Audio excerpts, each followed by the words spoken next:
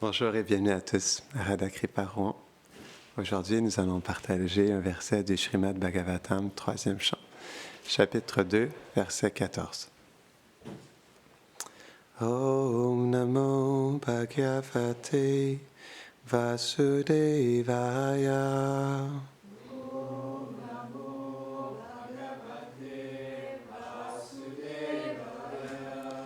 Om Namo Bhagavate Vasudevaya. Om Namo Bhagavate Vasudevaya. Om Namo Bhagavate Vasudevaya. Om Namo Bhagavate Vasudevaya.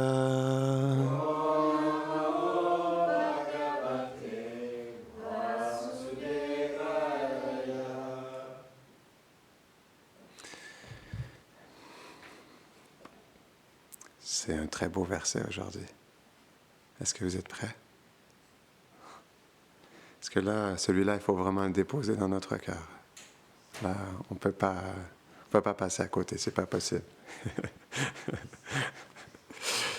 Il y a certains versets que on ne peut tout simplement pas laisser passer. Ouf. Oh, je pense que ça va être intense celui-là.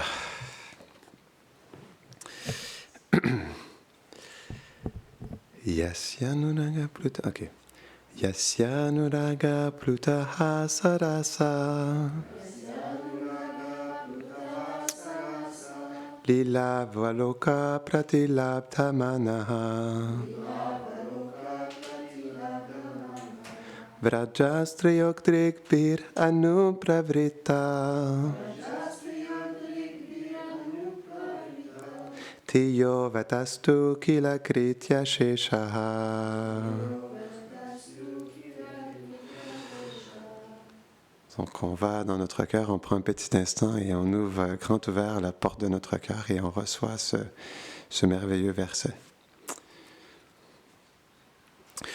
Un jour, les gopis de Vraj se considérèrent comme les femmes les plus fortunées des 3 mondes.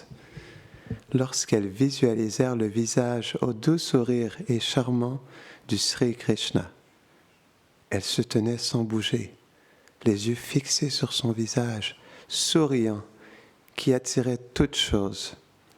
Considérant toutes leurs activités du corps, du mental et de l'âme comme ayant obtenu leur accomplissement. Commentaire. Selon Srila Vishwanath Chakravarti Thakur, pendant ses divertissements sur terre, Krishna réciproqua avec tous les êtres.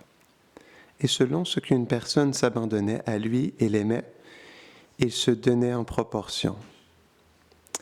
Mais parmi tous ces êtres, l'amour des gopis et l'attraction qu'ils ressentaient pour lui étaient bien plus grands que ceux ressentis par tous les autres, incluant des demi-dieux comme Brahma et Indra. Aussi, Krishna ne pouvait-il réciproquer autant avec les demi-dieux qu'avec les gopis. Après qu'il ait réciproqué avec les gopis, en échangeant des regards enjoués et des sourires pénétrés d'amour. Ces femmes de Vraj, dont les esprits le suivaient des yeux, restaient alors immobiles dès qu'elles l'apercevaient, incapables de bouger à cause de l'extase.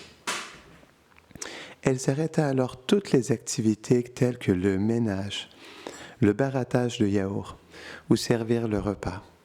Cet amour étonna l'univers entier, Krishna lui-même. La confusion qu'il manifesta dans ces femmes apparut à cause de l'intensité de leur amour de Dieu. Jai les gopis de Braj ki, Jai. Jai Shrimati Radharani ki, Jai.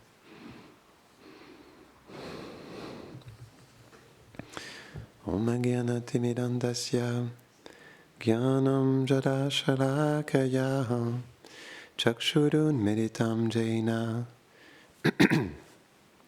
Tasmai Shri Gurave Namaha Shri Chaitanya Manu Bhishtam Stapitam Jena Bhutale Swayam Rupa Kadamayam Dadati Svapadantikam.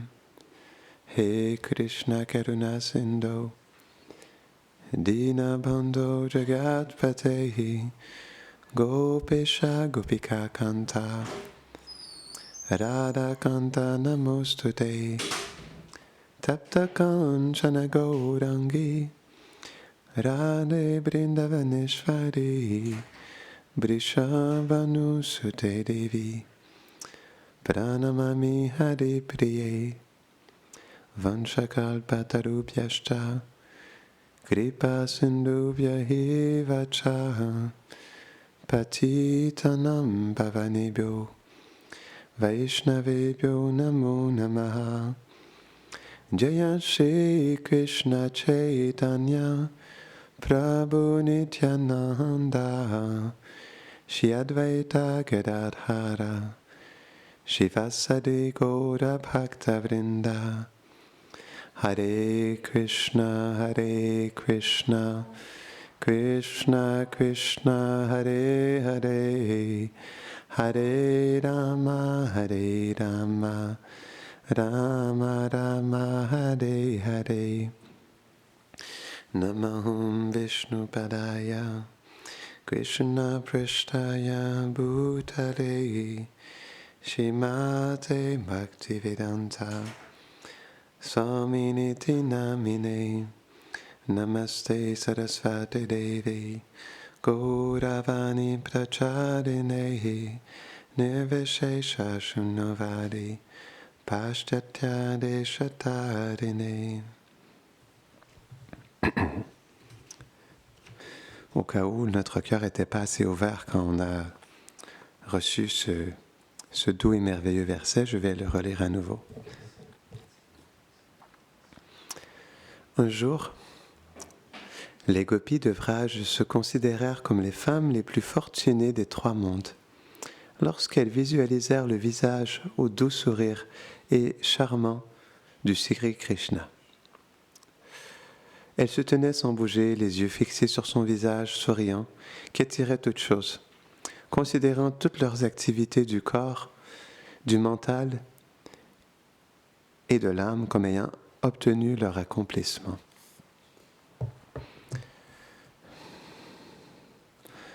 On comprend maintenant pourquoi le Srimad Bhagavatam, il brille comme un soleil dans cette terre de Kali. Parce qu'il brille de l'amour des gopis pour Krishna. Et plus particulièrement, il brille de l'amour de Srimati Radharani pour Krishna. C'est pourquoi le Srimad Bhagavatam, il est tellement spécial. C'est le cœur de Radha et Krishna. Donc, chaque verset est tellement spécial, mais c'est vrai que celui-là, il est extrêmement spécial. C'est parce que la particularité du Bhagavatam, c'est que chaque verset donne un darshan particulier, un sentiment particulier, comme Gurudev le disait. Même dans l'épisode de la création de l'univers, ou lorsqu'il parle des différentes planètes. Tout est un sentiment. On parlait de ça hier et je voulais attendre jusqu'à dimanche, mais je dois vous avouer que je ne pouvais plus attendre. Et je voulais parler davantage de ça. En tout cas, pour moi, je dois vous avouer que ce que je vais vous partager, pour moi, je trouve que c'est la plus belle chose au monde. C'est la plus belle chose de notre vie. Que tout avrage est un sentiment.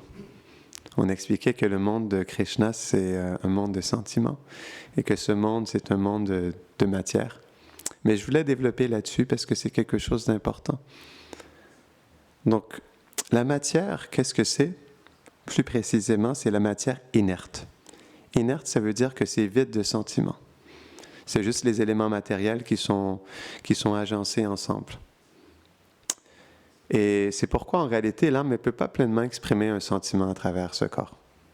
Parce qu'on parlait des meubles, comme par exemple, les meubles n'ont pas de sentiment. Eh bien, le corps matériel n'a pas de sentiment aussi. Les sentiments ne se manifestent pas à travers ce corps. Parce que l'âme, elle est un sentiment.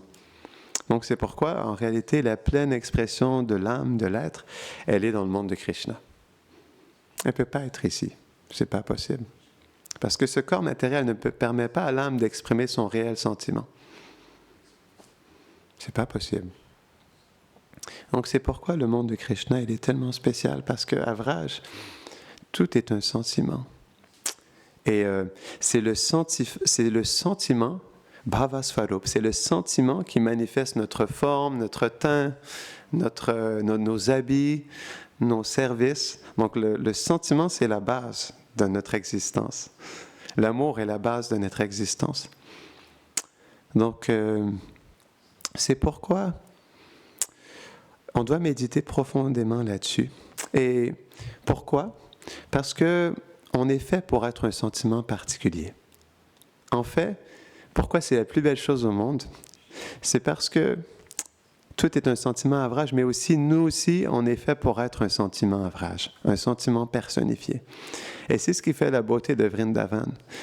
Chaque personne est un sentiment personnifié. Et c'est pourquoi on doit méditer là-dessus dans chaque aspect de notre vie dévotionnelle. Quand on chante, quand on adore les déités, quand on relationne avec les autres, quand on fait la cuisine, quand on chante dans la rue, quand on fait notre service, comment est-ce que je peux me disposer pour devenir un sentiment? Ça devrait être notre méditation. Comment je peux finalement, par la miséricorde du maître spirituel et de notre gourou Parampara, comment je peux me disposer pour que ce sentiment éternel que je suis fait pour être, qu'il puisse s'éveiller en mon cœur. Ça devrait être notre méditation. Parce que, en réalité, c'est ça la réelle expression de l'être, devenir un sentiment d'amour. Et ça, c'est quelque chose qui est tellement, tellement, tellement beau. C'est ça, Vraj. Chacun devient un sentiment d'amour personnifié, et c'est ce qui fait que Vraj, c'est un festival d'amour. Mais être un sentiment personnifié, ça ne veut pas juste dire manifester un sentiment, mais ça veut dire manifester un sentiment qui fait en sorte qu'on reçoit les sentiments des résidents de Vrindavan, qu'on reçoit les sentiments de Radha et Krishna. Et c'est ça qui fait la beauté de Vraj aussi. C'est que notre sentiment, il s'exprime aussi à travers le fait d'être inondé par l'amour de Radha et Krishna, inondé par l'amour des Brajbasis. Et c'est pourquoi Vraj, c'est tellement une méditation spéciale pour nous. C'est ce qui fait que, comme on expliquait hier, les divertissements de Vrindavan, ils sont importants pour nous parce que quand on médite et on apprécie les sentiments d'amour entre Radha et Krishna, entre Radha, Krishna et leurs associés, alors on peut graduellement, par cette écoute, par le chant des noms de Radha et Krishna, par le refuge du maître spirituel, éveiller cet amour dans notre cœur pour le couple divin. Donc c'est pourquoi on doit avoir une méditation, c'est important, et on doit avoir une direction. Et donc on expliquait que notre sentiment, même si on a un sentiment particulier qui est unique en soi et qui exprime un amour vraiment unique envers le couple divin, on doit comprendre que, premièrement, dans l'état dans lequel nous sommes dans ce monde, on ne peut pas éveiller de sentiments d'amour par nous-mêmes. Ce n'est pas possible. Vishwanath Chakravarti Thakur, il explique ça. Ça ne peut pas venir de nous. Parce que, en fait, Radharani, elle est la source de l'amour. Et Vishwanath Chakravarti Thakur, il explique que c'est elle qui infuse des sentiments d'amour dans notre cœur. Et ça se fait aussi, cet éveil de cet amour dans notre cœur, ça se fait aussi à travers le refuge du maître spirituel. Parce que comme le maître spirituel, il a des sentiments d'amour pour Radha et Krishna, il peut manifester cet amour dans notre cœur. On expliquait l'autre jour que le maître spirituel, il peut donner Krishna, il peut donner l'amour pour Krishna.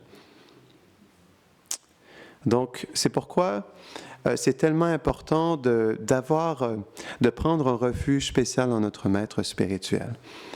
Parce que comme il est l'intermédiaire, il est le pont entre Radha et Krishna, il est celui qui reçoit la miséricorde de Radha et Krishna. Et on expliquait par le fait même, c'est lui qui donne Radha et Krishna, et c'est lui qui donne l'amour pour Radha et Krishna. C'est pourquoi développer des sentiments devient complètement dépendant de prendre refuge de notre maître spirituel. Et c'est lui qui infuse des sentiments dans notre cœur. Donc c'est pourquoi, quand on médite là-dessus, ça doit toujours être dans une connexion avec notre maître spirituel. Parce que c'est lui, comme il détient cet amour, c'est lui qui va éveiller ces sentiments dans notre cœur. Et c'est pourquoi on doit avoir une adoration vraiment spéciale à tous les jours envers notre maître spirituel. Et pas seulement une adoration, mais une prière spéciale aussi. Parce que comme cet amour ne vient pas de nous, et que nous sommes complètement dépendants de cette miséricorde pour que cet amour s'éveille dans notre cœur, on ne peut que prier. On ne peut que prier sincèrement pour que cet amour s'éveille dans notre cœur. Il faut vraiment avoir une prière spéciale au pied du maître spirituel. Il faut le pleurer du fond du cœur, qu'il puisse, s'il le désire, un jour éveiller cet amour dans notre cœur pour que nous aussi, nous puissions faire l'expérience de cet amour. Ça, pour nous, c'est quelque chose qui est vraiment essentiel. Parce que c'est à travers ça qu'on pourra éveiller ce sentiment que nous sommes faits pour devenir. Parce que comme nous sommes en contact avec, et on doit comprendre, comme on l'expliquait, tout est un sentiment personnifié à Vraj, et le maître spirituel réalisé, il a ce sentiment qui est éveillé dans son cœur. Donc le fait de se connecter avec le maître spirituel, si nous sommes sincères dans notre connexion avec le maître spirituel, graduellement ce sentiment va aussi s'éveiller dans notre cœur. Parce que la particularité du maître spirituel, comme l'explique Rupa Goswami, il explique le principe de l'association. C'est quoi? Le principe de l'association, c'est de s'associer avec des dévots de même mentalité. Mais même mentalité, qu'est-ce que ça veut dire? Même mentalité, ça veut dire le même rasa. Et donc, en règle générale, comme l'explique Bhaktivinoda Thakur dans le Jaiva Dharma, Krishna fait des arrangements pour que le dévot il se connecte avec un maître spirituel qui a le même rasa que lui. Et c'est pourquoi le cœur du maître spirituel, il devient la chose la plus chère pour le disciple. Parce que c'est à travers cette connexion que le parfum qui se trouve dans le cœur du gourou peut manifester sa fragrance dans le cœur du disciple. Donc c'est pourquoi on doit vraiment tous les jours avoir une méditation spéciale envers le maître spirituel, envers ses pieds parés au lotus, et méditer sur son cœur et pleurer pour qu'il manifeste sa présence dans notre cœur. C'est quelque chose qui est très élevé, c'est la chose la plus élevée, mais tout de même on devrait quand même prier pour ça. Parce que sans ça, on ne pourra pas développer l'amour pour Radha et Krishna. Ce n'est pas possible. Donc c'est pourquoi, même si c'est la chose la plus élevée et nous sommes complètement inqualifiés, on doit quand même prier pour ça, parce que si on veut recevoir l'amour pour Radha et Krishna dans notre cœur, on ne peut que pleurer et prier.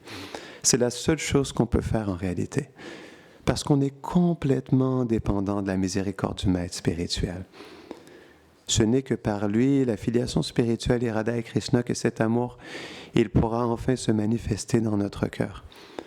Donc c'est pourquoi aujourd'hui, tous les jours de notre vie, on ne devrait pas passer une journée sans prier profondément et pleurer pour cette miséricorde spéciale. Parce que c'est ce qui nous attend et c'est ce qu'on est fait pour devenir. Mais si on ne pleure pas et si on ne prie pas sincèrement, ça ne pourra jamais se manifester dans notre cœur. Et en réalité aussi, c'est pas seulement par le fait de prier, mais c'est par le fait de montrer au maître spirituel que on désire, même si c'est un tout petit désir, qu'on désire développer l'amour pour Radha et Krishna. Le maître spirituel est réciproque aussi avec le cœur de son disciple. C'est une preuve d'amour. On doit prouver, même si nous n'avons aucune qualification, même si nous sommes tout petits, on doit faire sentir au maître spirituel que c'est quelque chose pour nous qui est important. Tout comme Radha et Krishna réciproque avec le désir de leur dévot, le maître spirituel il est réciproque aussi avec le désir du disciple. Et c'est pourquoi le maître spirituel il agit d'une certaine façon avec nous. C'est complètement relié. Le maître, comme on expliquait, l'orpailleur de notre cœur, le maître spirituel, il façonne notre cœur. Donc, on doit le laisser façonner notre cœur. Et j'avais une discussion avec Sudam, je crois que c'était hier soir, justement.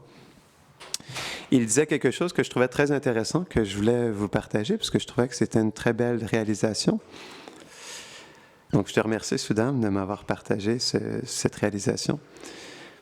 Il disait qu'en fait, c'est pourquoi le maître spirituel, il nous façonne d'une certaine manière. C'est pourquoi il donne une direction dans notre vie. C'est pourquoi il est comme un acharya, il est présent, il crée une mission, il nous engage, il nous engage complètement, il nous pousse à prendre refuge en lui, à développer une certaine attitude, parce qu'il façonne notre cœur pour qu'on puisse avoir un cœur qui est disposé à recevoir l'amour pour Radha et Krishna. Il nous façonne notre cœur d'une manière à ce qu'on puisse devenir un sentiment pour Radha et Krishna.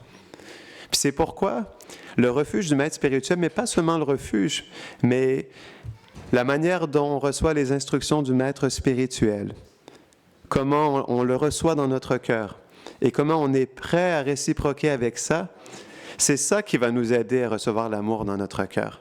Parce que ce que le maître spirituel, il fait, c'est tout simplement pour nous aider à développer cet amour. C'est pour nous aider à avoir un cœur qui est disposé à recevoir ces sentiments d'amour dans notre cœur. Ce qui veut dire devenir nous aussi un sentiment pour Radha et Krishna. Et ça se fait vraiment à travers le fait de prendre refuge du maître spirituel. Et vraiment de prendre ces instructions dans notre cœur comme la chose la plus précieuse au monde. Et de toute notre sincérité possible, s'abandonner à ces instructions et les suivre avec, comme l'expliquait, c'était dans le verset, considérant toutes leurs activités du corps, du mental et de leur âme. Et comme l'explique Brahma, avec notre corps, avec notre cœur, avec notre âme, de suivre ces instructions et de vivre par ces instructions. C'est ça qui va nous aider à développer l'amour. Pas le fait par nous-mêmes d'essayer d'être dans une méditation, de faire notre bhajan. C'est pas ça qui va nous faire, parce que par nous-mêmes, quelle qualification on a par nous-mêmes pour recevoir cet amour?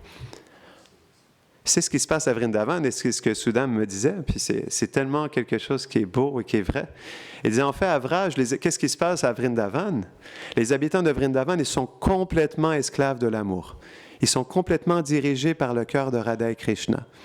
Ils vivent par leur amour, ils vivent par leurs gestes, ils vivent par leur danse, ils vivent par leurs sentiments, ils vivent par leur connexion, leurs relations. Et c'est ce qui fait qu'ils expriment un sentiment.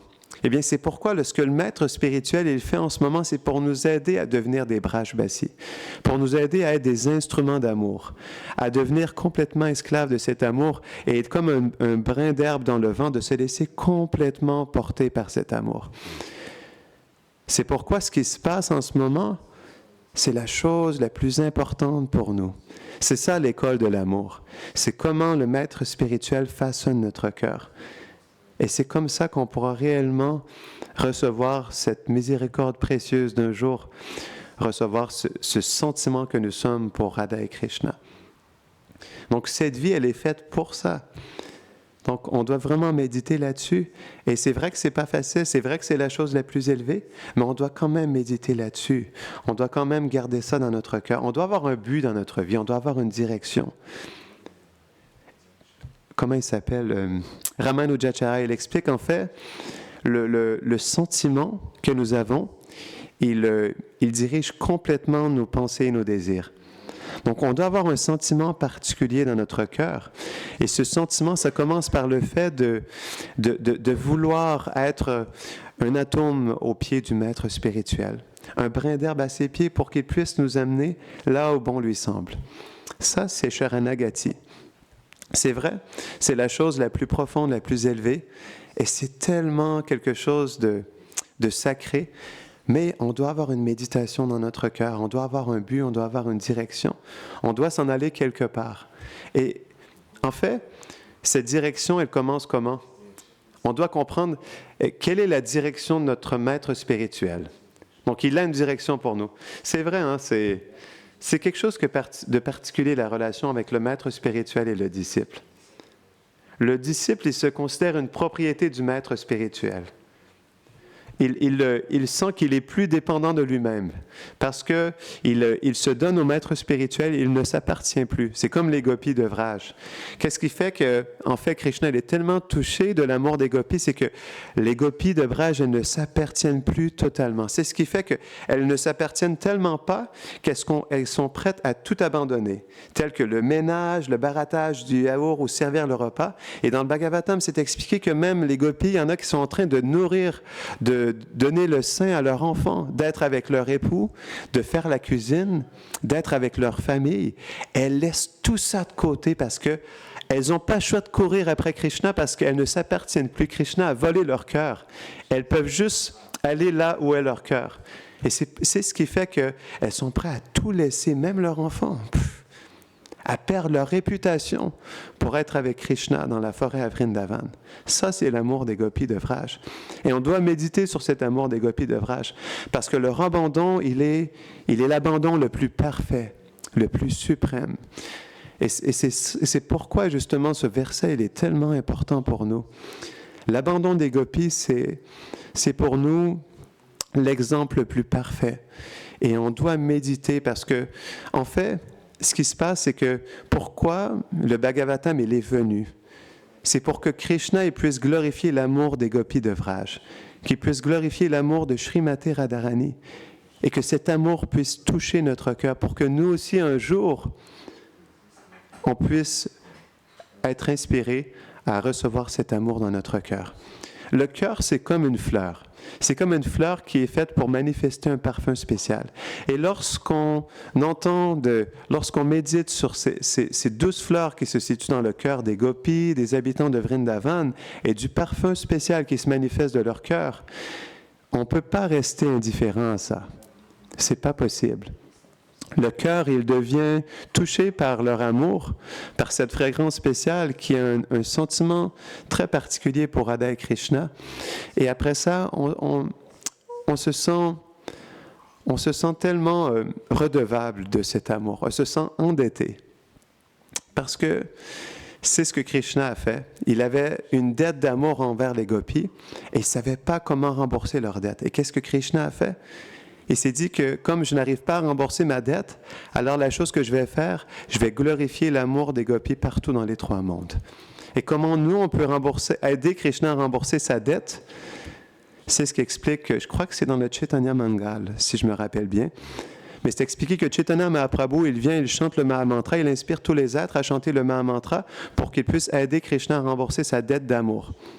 Et comme Krishna, il comprend dans son cœur que l'amour de Radharani, il est illimité. Il souhaite engager tous les êtres à rembourser sa dette d'amour envers Srimati Radharani. C'est ça le mouvement de Sankirtan, c'est ça chanter le Mahamantra. Et en aidant Krishna à rembourser sa dette, on reçoit cet amour dans notre cœur aussi. Donc en ce jour spécial, comme chaque jour est spécial, parce que chaque jour est une opportunité de s'abandonner un peu plus à notre maître spirituel, à notre douce filiation spirituelle, à Srila Prabhupada, à Gauridas Pandit, à Rupa Goswami, à Radha et Krishna. Donc ce jour, il est très de bon augure parce que, comme nous sommes dans la compagnie des dévots et comme nous sommes sous le refuge du maître spirituel, on peut faire de cette journée une opportunité de rembourser un peu plus notre dette d'amour envers le maître spirituel. Parce que nous aussi, on a une dette qu'on a octroyée. Parce que le maître spirituel, il nous a déjà acceptés dans son cœur. Et il a déjà cette direction pour nous de nous aider, nous aussi, à atteindre cette douce réalité qui est le monde de Krishna. Donc, on a une immense dette d'amour envers le maître spirituel et chaque jour, on doit la rembourser. Mais comme c'est une dette d'amour, on ne peut pas juste la rembourser en service, on doit la rembourser avec amour. Et c'est pourquoi on doit faire les choses avec amour. On doit faire les choses avec un sentiment. Et même si le sentiment au début, il est tout petit, on doit faire les choses avec amour. On doit aller chercher, quand on chante le Mahamantra, quand on fait notre service, on doit chercher parce qu'on est fait pour être un sentiment d'amour envers le couple divin. Et c'est ce que nous sommes véritablement. Donc le sentiment, il est là, il est juste endormi. Mais quand on chante, quand on sert, on doit pleurer ce sentiment. C'est ce que nous sommes, ça c'est notre réelle identité. On doit pleurer du fond du cœur ce sentiment que nous sommes. Il est là. Et il souhaite s'exprimer, il veut se révéler, mais on doit vraiment avoir ce désir dans notre cœur et on doit pleurer nous-mêmes ce sentiment qui est en nous et qui attend juste comme une fleur. On expliquait la fleur de lotus qui est pas, par exemple, la fleur de lotus nocturne, la nuit, elle s'ouvre et le jour, elle est fermée. En fait, le cœur, c'est comme une fleur de lotus qui n'est pas encore éclos. Et on doit vraiment pleurer du fond du cœur pour que cette fleur de lotus, elle puisse s'éveiller. Ça, c'est quelque chose qui est vraiment, vraiment, vraiment, vraiment, vraiment important. Parce que ça, c'est ce que nous sommes pour être. Et ça, c'est brage. Donc, on doit pleurer. Et si on sent qu'on n'a pas d'amour, on doit pleurer pour que cet amour s'éveille dans notre cœur. Et si on sent qu'on n'a pas de désir, on doit pleurer pour que ce désir se manifeste dans notre cœur. Mais on doit faire quelque chose. Comme disait Nityananda Prabhu, « beg, borrow or steal ». Donc, vous quémandez, vous empruntez ou vous volez, mais vous devez recevoir à tout prix ce préma Sankirtan. Et Rupa Goswami il explique c'est quoi l'ingrédient? C'est la sincérité. Donc on est l'âme et on est fait pour être un sentiment. Donc on doit vraiment aller dans notre cœur et on doit faire un travail intérieur. On doit vraiment être dans une mouvance. On doit quémander pour que quelque chose se passe dans le cœur. On ne peut pas rester comme ça, comme l'expliquait Rupa Goswami. Lorsque vous chantez le Mahamantra, si vous n'avez pas de larmes qui coulent des yeux, alors votre cœur, il est fait d'acier. Il est bardé de morceaux d'acier. Est-ce qu'on pleure? Est-ce qu'on pleure quand on chante le Mahamantra? Est-ce qu'il y a des larmes qui coulent de nos yeux quand on chante le Mahamantra? Eh bien, s'il n'y a pas de larmes qui coulent de nos yeux, ça veut dire que notre cœur, il est fait d'acier. Donc, on doit pleurer, il doit se passer quelque chose. On ne peut pas continuer comme ça jour après jour sans qu'il ne se passe rien, c'est pas possible. Parce que c'est pas ce que le maître spirituel, il veut pour nous. C'est pas ce que Radha et Krishna, ils veulent pour nous. Ils veulent qu'on développe l'amour, ils veulent qu'on devienne un sentiment. Et ils veulent qu'on s'éveille à ce monde merveilleux qui est Goloka Vrindavan. Donc, il faut vraiment qu'on ait l'âme, on a cette intention, on peut pleurer, on peut prier. On doit vraiment... Tout comme les êtres dans ce monde, ils s'acharnent corps et âme à réaliser leurs désirs et à réaliser leur projet de vie, on doit prendre cette même intensité, mais envers Radha et Krishna, envers le monde transcendantal. Parce qu'elle est là. Il y a cette disposition à complètement prendre refuge, à se donner corps et âme. Tous les êtres de ce monde font ça envers l'énergie matérielle. Alors pourquoi on ne ferait pas ça envers Radha et Krishna? Donc cette même mouvance qui est là dans le cœur, de vouloir se sacrifier pour sa famille, pour son pays, pour ses enfants, pour son travail, bien, on doit faire ça pour le maître spirituel, on doit faire ça pour Radha et Krishna.